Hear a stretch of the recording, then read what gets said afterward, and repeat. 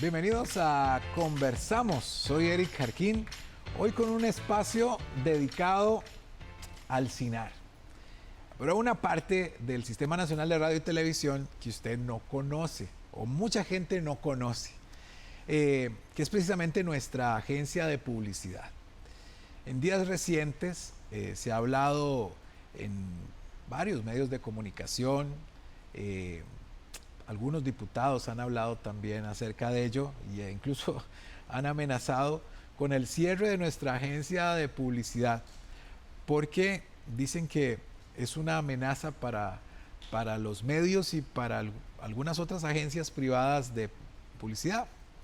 Así que hoy invité a don Oscar Ramírez, quien es el encargado de estrategia comercial de nuestra agencia de publicidad en el CINAR, para que nos cuente pues que no hay un monstruo ahí encerrado, ¿verdad? Lo que tenemos es gente con muchas ganas de trabajar, que está haciendo un muy buen trabajo y que de pronto eso asusta a algunos. Don Oscar, bienvenido. Muchas gracias, Eric. Muy amable.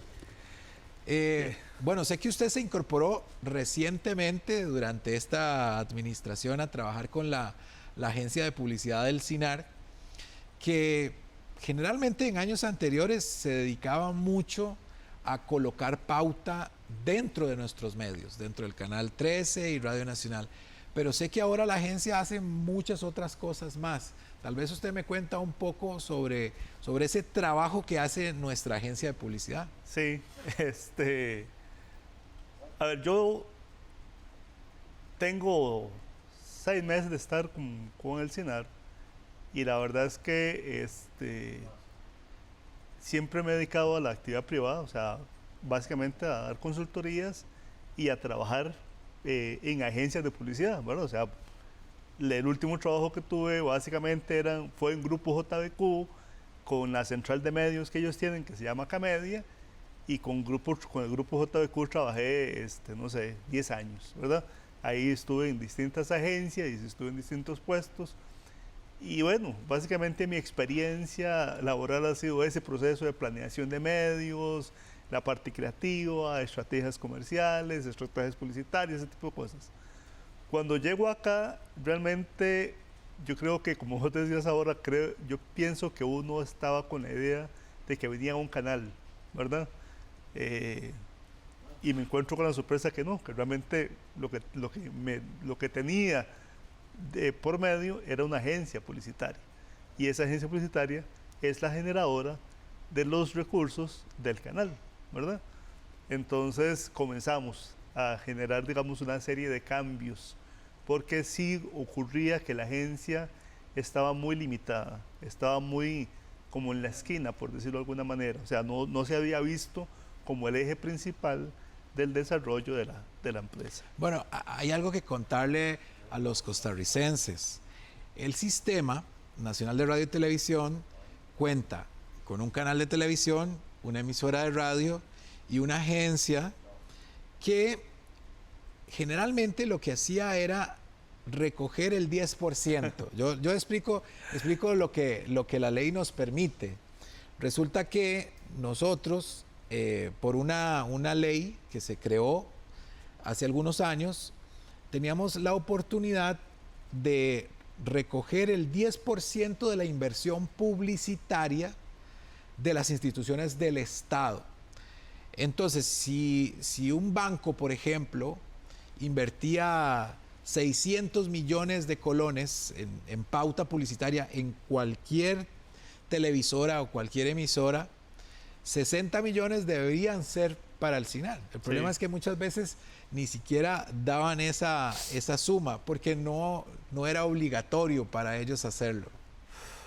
Y creo que todavía no lo es. No, incluso te lo voy a plantear desde la perspectiva, porque yo estuve en el sector privado, en agencia publicitaria, haciendo la contraparte, ¿verdad? O sea, cuando surge esa ley, nosotros desde las agencias publicitarias privadas decíamos, pero aquí se creó un monstruo, ¿verdad? Porque con esa cantidad de dinero que efectivamente iba a recibir, uno preveía que se iba a construir una agencia publicitaria que iba a competir muy fuerte contra las agencias privadas.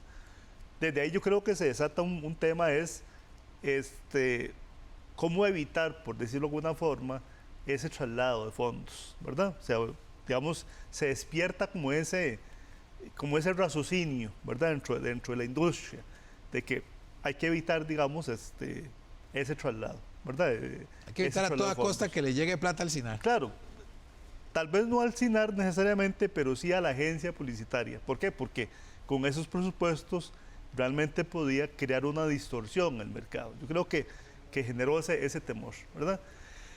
Y por otro lado, las instituciones también tenían su punto de vista que era bastante válido, que era que con ese presupuesto que yo tengo que asignarle al SINAR, ¿qué es lo que voy a ir a comprar? Es que la ley tiene una trampa que yo creo que no la hemos entendido. O sea, la ley me otorga el 10%, o sea, le otorga al SINAR el 10% de los presupuestos publicitarios, pero al mismo tiempo le está diciendo, usted tiene la obligación de construir los espacios publicitarios donde se haga una inversión eficiente. Sí, y no son regalados. No es que de todo lo que invierten tienen por obligación que darle el 10% y simplemente darle la plata. No, claro. Tiene que haber contenido. Tiene que haber un contenido que respalde esa inversión, ¿verdad? Entonces no es simplemente porque al final se le ocurrió tener un programa que nadie ve, entonces el Banco Popular o el Banco Costa Rica o cualquier otro anunciante, entonces tiene que darle los recursos para pautar en ese programa. Bueno, no funciona así. Vamos a ver, sí que esa es una de las excusas de muchos gerentes de mercadeo, muchas gerencias de mercadeo de instituciones del Estado. Es que yo no quiero pautar en el Canal 13, suelen decir, porque el 13 nadie lo ve. Porque no sale en las mediciones. Sí.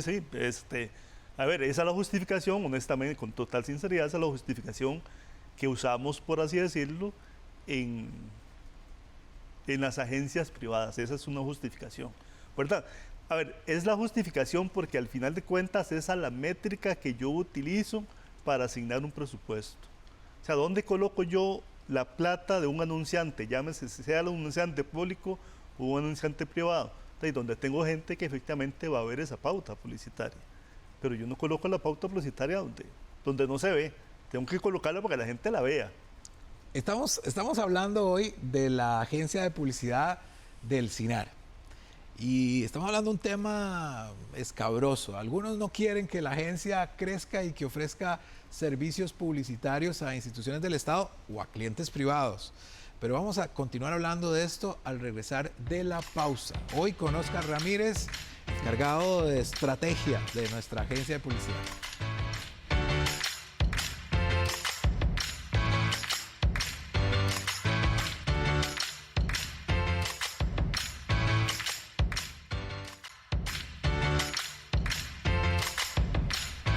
Estás viendo Conversamos y hoy estamos hablando de la agencia de publicidad del SINAR, una empresa más del grupo que manejamos que se encarga de colocar la pauta de nuestros dos medios, digamos, de Radio Nacional y Canal 13, pero que además ahora vende servicios, otros servicios, no solamente colocar pauta.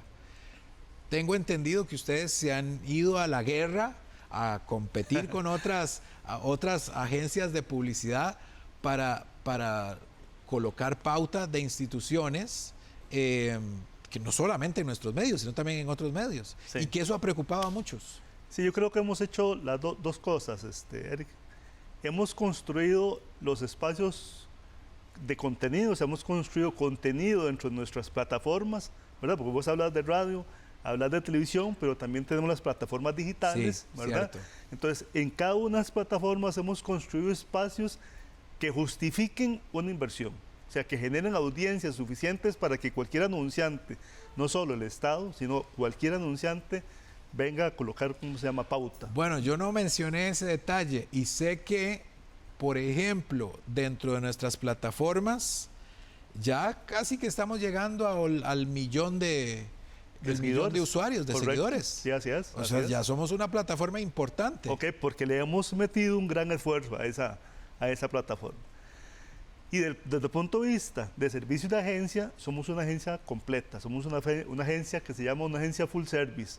O sea, le damos servicios de creatividad, servicios de diseño, servicios de producción audiovisual, cualquier cosa que usted requiera como servicio de una agencia, la agencia Alcinar está en capacidad de entregarle eso a un cliente con los mismos estándares de calidad que cualquier agencia privada, por decirlo de alguna manera, ¿verdad? Bueno, pero aquí viene el pleito. Muchos dicen que esa agencia ha recibido el favoritismo del gobierno. O sea, que contratan a la agencia del CINAR porque como es del gobierno, entonces por eso la contratan.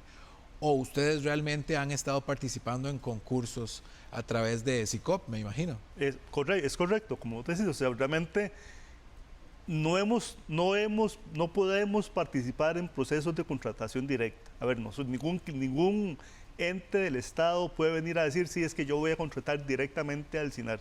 Tenemos que pasar por un proceso de competencia, básicamente a través de SICOP. Tenemos que cumplir con los requisitos que se establecen en el cartel y hay un estudio de mercado de previo, ¿verdad?, con el cual se designan los candidatos que vamos a participar en ese proceso. Todo eso lo ejecuta el cliente, no lo ejecutamos nosotros. Y nosotros entramos dentro del proceso. Somos uno más que esperamos ganarlo porque efectivamente tenemos personal, tenemos calidades, tenemos conocimiento, tenemos el expertise para competir, ¿verdad? Y entonces el problema es precisamente que lo que hace 20 años la gente temía que iba a ocurrir, hoy está ocurriendo. Hoy tenemos una agencia, digamos, con un pensamiento y hay un detalle interesante que le escuché a nuestro presidente ejecutivo mencionar en una entrevista que dio recientemente. Hay un concepto que se maneja hoy en día en mercadeo que es el fair trade, el trato justo. Por ejemplo, cuando usted vende una bolsa de café o un café en Europa proveniente de Costa Rica, hay un certificado que dice que para producir ese café a la persona que lo recolectó se le pagó justo. Incluso se le dieron oportunidades de educar a sus hijos en escuelas públicas, por ejemplo. Entonces, cuando la persona en Europa se toma ese café, tiene la certificación de que todo el proceso hasta tomarse su tacita de café fue de trato justo. Se trató bien al que lo cosechó, se trató bien al que lo procesó y al que lo exportó.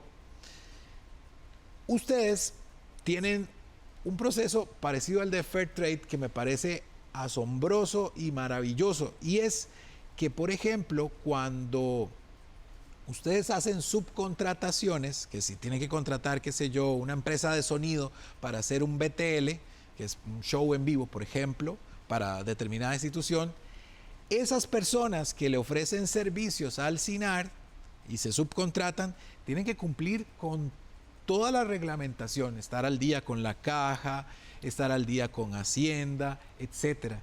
Eso no sucede a veces con la empresa privada. Correcto.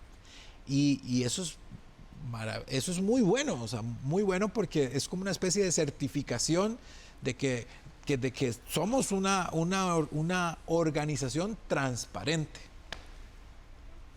A ver, yo creo que el Estado no obtiene ninguna ganancia al contratar a empresas que están fuera de cumplir con la normativa legal, por decirlo de alguna manera, ¿no?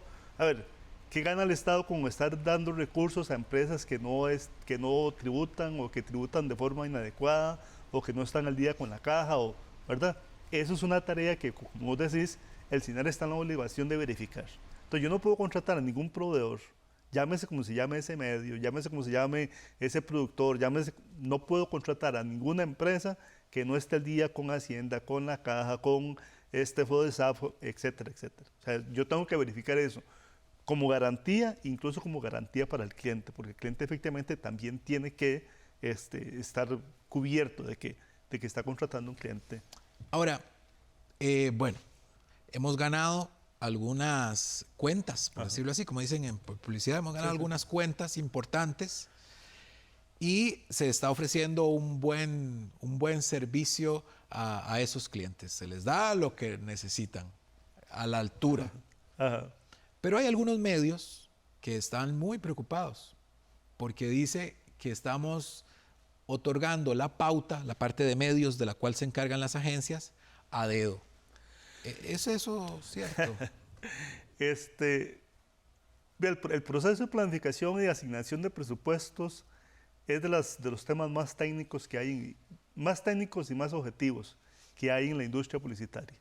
¿Por qué? Porque hay un tema hipersensible en esto. O sea, yo no le puedo entregar recursos, repito, sean privados o sean públicos, a un medio simplemente porque el medio dice que existe. No, es que tiene que demostrarme que efectivamente tiene la audiencia necesaria para yo poderle cumplir. Y esa certificación, ese número de audiencia, no me lo da el medio ni lo doy yo, me lo da un tercero típicamente. O sea, hay un individuo que no pertenece ni a las agencias ni pertenece a los medios, ¿verdad?, que es el que me certifica, por decirlo de alguna forma, o sea, que me da ese input para que yo tome esa decisión. Claro, eso es como la métrica básica. Fuera de eso, pues uno comienza a analizar otro tipo de información para tomar la decisión. Pero todo es objetivo. Aquí no hay absolutamente nada subjetivo. Aquí no es que porque Eric me cayó bien, entonces le voy a dar 1 milloncito, y si me cayó mal, entonces no le voy a dar nada. No, si la métrica dice que le tengo que asignar, le voy a asignar. Quiero ahondar más en ese tema porque me da la impresión de que en el pasado sí se aplicaba eso, de que a alguna televisora o alguna emisora o algún medio escrito de pronto le daban pauta como para quedar bien, pero ahora las métricas no lo dejan. Pero vea, vamos a ir a una breve pausa y ya continuamos hablando de este tema que yo creo que es como el meollo del asunto. Estás viendo Conversamos, ya regresamos.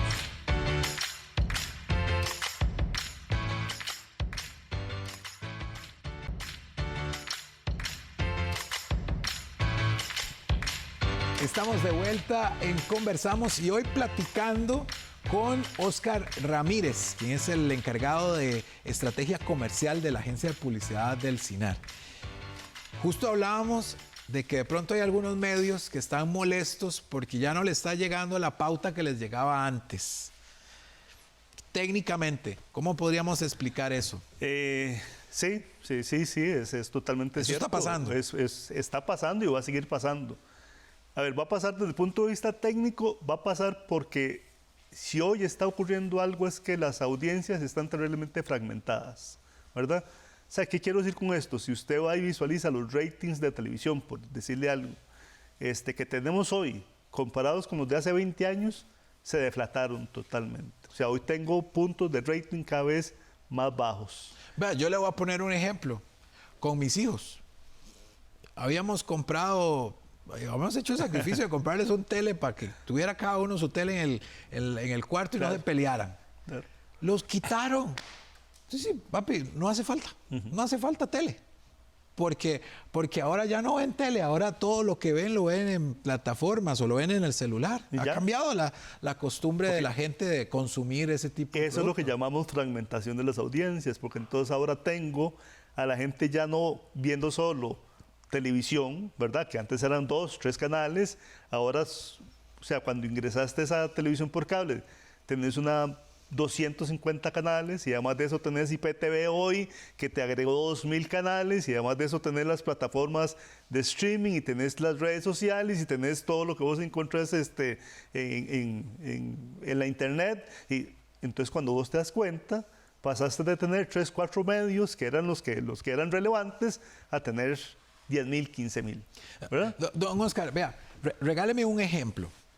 Yo sé que en días recientes la agencia adquirió una parte, no la totalidad, una parte del manejo de pauta de Colby.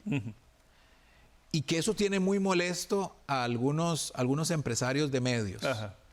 Porque según ellos, como es Colby, tiene que pautar de fijo en televisión. ¿Así es? No necesariamente, no necesariamente. O sea, de hecho hay campañas, ¿verdad?, que usted podría ejecutar en exteriores, por ejemplo. O sea, utilizando vallas, mupis, tapias como o buses. Pantallas en un estadio, por ejemplo. O puede perfectamente hacer un 100% de una campaña digital, usando redes sociales, utilizando plataformas digitales, o sea, es que depende del target al que yo vaya dirigido. Porque si usted va, como lo estás diciendo, Eric, si vos vas dirigido a niños, a jóvenes, entre los 15 y los 20 años, 25 años, o sea, vas a ir a televisión a comprar ¿qué? O sea, que ese es un grupo sumamente difícil de encontrar en televisión, y sobre todo en televisión abierta, que es lo que se llama. Ahora, sí que algunas de esas cuentas que se han ganado recientemente son multimillonarias, o sea, se gana mucho dinero. Son presupuestos significativos. Por ejemplo, un presupuesto, cíteme un presupuesto sin decirme la institución. Más o menos, ¿cuánto puede rondar un presupuesto de esos? A ver, presupuestos significativos son $800,000, $1 millón al año. $1 millón al año. Pero aquí quizás la confusión de algunos diputados que piensan que los $800,000 o el $1 millón va a entrar todo, en su totalidad, al SINAR. Sí. Entonces dice, claro, ahí van a tener, ¿verdad? No van a tener competencia en nada porque todo le va a entrar al SINAR. No, yo supongo que lo que el SINAR gana es una comisión. Ok. Esto funciona así. Primero, si me ingresa para que yo ejecute ese presupuesto, yo tengo que optimizar ese presupuesto. Y optimizar ese presupuesto pasa por descubrir otra vez lo que estábamos conversando, en dónde es que yo voy a encontrar a la gente que yo ando buscando para que vea esa campaña publicitaria. Si el SINAR tiene un espacio para donde yo encuentro esa audiencia, perfecto, va a recibir una parte de ese presupuesto. Pero si no la tiene, no la va a recibir. Si yo ese dinero me encuentro a la gente en un canal específico, ahí lo voy a ir a buscar. Pero si está en las redes, tengo que ir a buscarlo en las redes. Y si está en la calle, lo voy a ir a buscar en la calle. O sea, el proceso de planeación de medios es eso, es que yo tengo que ir a buscar a la audiencia, tengo que ir a buscar a la gente que el anunciante necesita que vea su campaña publicitaria. No es nada más mostrar la campaña por mostrar. Entonces, la plata no se queda toda acá. No. O sea, pero hay una palabra que surge a partir de aquí, que es la democratización de la pauta. Esto quiere decir que la pauta no se queda solo en manos de 2 o 3 monopolios, sino que no sé si habrá criterios ahí dentro de ese proceso de selección suyo de que haya pauta, por ejemplo, también en medios rurales, comunitarios, que haya pauta en otros espacios. O sea, que, por ejemplo, si pongo un anuncio, que llegue a la gente de Guanacaste o de Pérez Celedón. A ver, la democratización de la pauta pasa por esto, Eric. Hace un par de semanas tuvimos aquí a un medio, un periódico digital, muy bueno. 3 periodistas que realmente están intentando tener un producto de calidad, muy objetivo. Han hecho un esfuerzo, tienen un año de estar trabajando en el periódico, vos lo ves y ves la información y lo lees y vos decís, sí, es un muy buen producto, ¿verdad? Pues no reciben pauta, no reciben inversión y el Estado no les va a invertir, ni el Estado ni nadie les va a invertir porque no tienen la audiencia. Pregunto, ¿cómo hace un medio de esos para surgir? ¿Cómo hace el medio Upala, verdad? ¿Cómo hace el periódico de Upala para surgir si yo no le puedo dar pauta? Eso es la democratización. La democratización es buscar, impulsar que ciertos medios puedan crecer, porque eso democratiza la distribución de los recursos y por lo tanto crea una opinión más diversificada. Bueno, y yo he encontrado fenómenos interesantísimos. Nosotros cooperamos mucho con televisoras de servicio público en Pérez Celedón, en San Carlos, Guanacaste, la zona de Los Santos. Y particularmente quisiera hablar del canal Altavisión, por ejemplo, de la zona de Los Santos que cubre Acerrí, toda esa zona, ¿no? Y he visto productos audiovisuales de ellos en donde hay miles de personas conectadas de una zona determinada, pero tienen importantes audiencias en zonas determinadas. Claro.